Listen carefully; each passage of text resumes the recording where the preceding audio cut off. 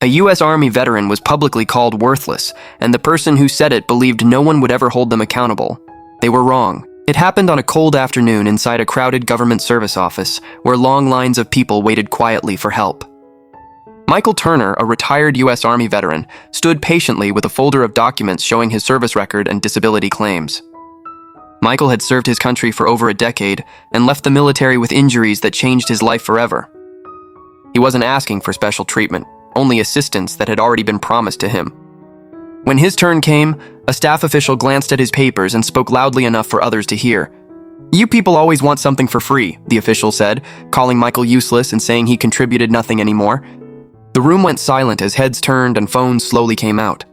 Michael stood still, embarrassed but calm, and quietly replied that he had served his country with honor.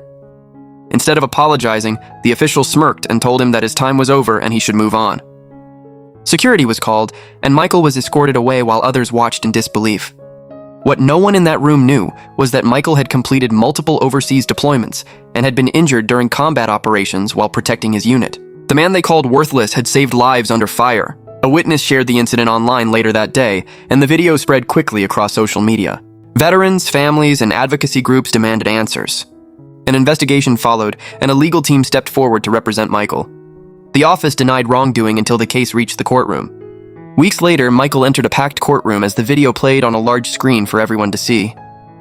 The judge watched carefully, replaying the moment where the word worthless was spoken.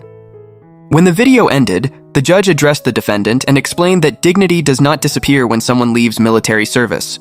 The courtroom went silent as the ruling was announced.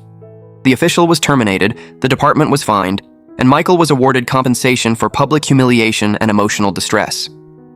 The judge ended by stating that service to the nation is never worthless. As Michael left the courtroom, people stood quietly in respect. The truth had spoken louder than insults, and justice had proven them wrong.